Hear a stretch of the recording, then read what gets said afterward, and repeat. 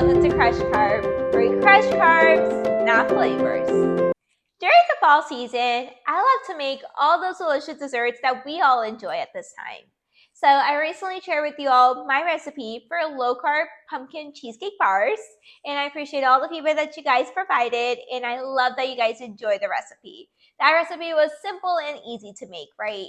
And so today, I'm going to be sharing another fall favorite dessert recipe of mine that's really easy and quick to make. And these are no-bake, low-carb pecan pie Bliss bites. These are absolutely delicious, really quick and easy to make. As the name implies, no baking is required. So let's get started. So to start off, I have here 1 cup of chopped pecans. And so what I'm going to be doing with these pecans is I'm going to be toasting these pecans. So I have a skillet here that I'm heating up, and it's on medium heat. And I'm just going to be transferring these chopped pecans to the skillet. Anytime you're working with nuts with desserts, it is always more flavorful when you toast those nuts. And that's why I love to toast these pecans for this recipe, because it gets more flavorful, more delicious, and you should definitely do this for sure. So you just want to toast these pecans until you can see that their color changes and you can smell the pecans, right? You'll smell the fragments. You can tell that the pecans are toasted. You want to make sure you keep an eye on this because you want to make sure that these pecans do not burn. It doesn't take long at all, so make sure you're keeping your eyes on the pecans here.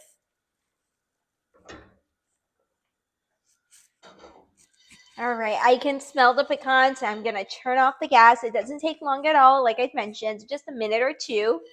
And I'm going to be transferring these to my bowl. I'm going to let these cool down because you want to use these when they're cooled down to room temperature. We got our pecans toasted here, and it smells so good. Okay, so I'm going to put this to a side because we're not going to use this until it's cooled down to room temperature, and we don't need it right now either. So I'm going to be starting off with our next ingredient. So I have here 4 ounces of cream cheese. I'm going to transfer that to a bowl that I have here.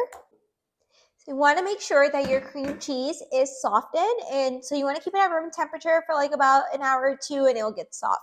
So you want to make sure that you use cream cheese that's already soft. And next I have your 4 tablespoons of butter. This is unsalted butter. I'm using plant-based butter because I like using plant-based butter instead of the real butter. Also make sure your butter is soft. So if you're using the plant-based butter, you know that that's already softer than the regular butter, so you don't need to keep this out for too long. So I'm going to go ahead and add this as well. One tip I like to give to my viewers is that if you're ever making anything last minute where you need ingredients at room temperature, like sometimes you need eggs at room temperature, like cream cheese at room temperature or butter, you can just put it in the microwave. Just microwave for like a few seconds. Like for cream cheese, I would say about like 3 or 4 seconds. For butter, I would say about like a second or 2 because you want to make sure it doesn't melt. And you can use it right away. And same for the eggs, right? Just 3 or 4 seconds in the microwave and you can use it right away. That is just like at room temperature. Okay, and so next we're going to be adding 3 tablespoons of powdered allulose. So I like to use allulose for my sweetener. You can use any other sweetener that you want to use, but make sure it is powdered. And next we're going to be adding 1 teaspoon of vanilla extract. Next I have here a pinch of salt, just a pinch. This is sea salt. And then next I have here 1/8 of a teaspoon of nutmeg.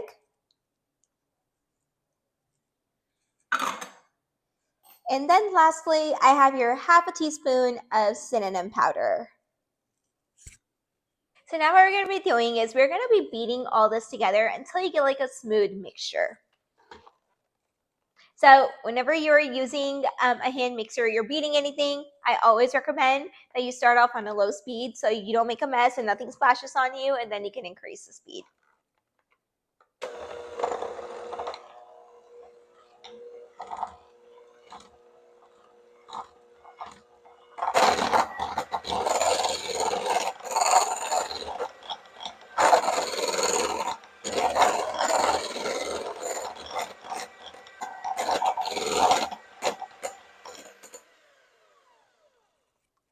All right, and we have our base ready here. So now what we're going to be doing is we're going to be taking our toasted pecans, make sure they are cooled at room temperature, and we're going to be adding these to our mixture here. So we're just going to fold them into our mixture. So I'm going to be adding most of the pecans here. I'm going to save some of it for garnishing. You can add all of it if you want and just add more on top. It's totally up to you. So I'm just going to be folding in the pecans with our mixture here. It smells so good. I can smell the cinnamon, the nutmeg. Oh my gosh, my mouth is already watery. All right. So I got my pecans folded in here. So the mixture is soft right now, and we need this mixture to get a little bit hard, okay? Because what we're going to be doing is we're going to be forming balls out of these. And so to do that, what we're going to be doing is we're going to be putting this in the refrigerator for 30 to 45 minutes, or if you're in a hurry, you can put it in the freezer for 15 to 20 minutes until you see that it starts to get a bit more solidified and a little on the hard side. So I got our mixture out of the fridge. Now, I actually put mine in the freezer for 20 minutes. I just like to get things going faster. So now what we're going to be doing is we're going to be forming balls out of this. So about 1 tablespoon size of a ball. So I'm just going to be grabbing some portion out of my mixture here and take my hands, and I'm just going to be rolling it out into a size of a ball. You can make whatever size you want to do. You can make them mini, you can make them big. It's totally up to you.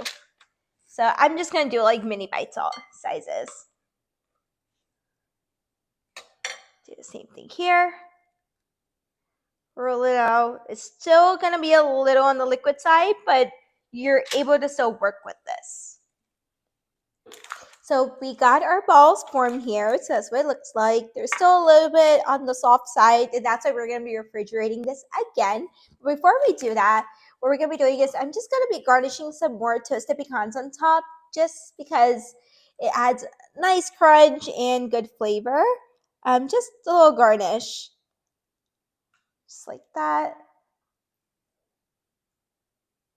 This is optional, right? If you don't like too much of it, you don't have to add more pecans, but I just like it because it's going to bring more flavor and the crunch. All right. And we got our toasted pecans garnished on top. And so now what we're going to be doing is we're going to be putting this in the freezer once again for 30 to 40 minutes. And that's when we're going to get all the flavor to get infused. Whenever you're working with cream cheese or butter like this, the flavor does not get infused until it solidifies. And so that's why it's very important we put this in the freezer, get it solidified, and then that's when you're going to be able to tell the flavor of these balls. It's going to be a lot more flavorful. So I'm going to put this in the freezer for 30 to 40 minutes, and then it's going to be ready. And here we are. Our no-bake, low-carb pecan pie Bliss bites are ready. They look so delicious. You can see how nice and firm they are. Look at that. Oh my gosh, so mouth tempting. These are really simple ingredients, really quick and easy to make. Of course, takes a little time in the freezer, but really less hands-on time here. And that's what matters the most. Now, my favorite part, time to taste.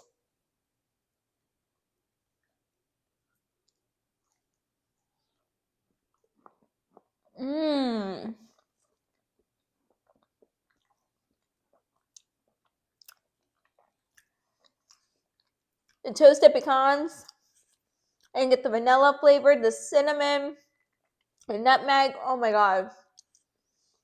I'm in heaven. This is so delicious. I love the crunch of the pecans. Wow. These are so good, and you guys need to try this. This is a quick and easy recipe to make for your Thanksgiving dinner or anytime you have friends and guests over. This is what it is. If you enjoyed this recipe, don't forget to like, share, and subscribe to Crush Carb. Try this out and let me know in the comments below how you liked it. So until next time, let's keep cooking, experimenting, and as always, let's keep crushing carbs.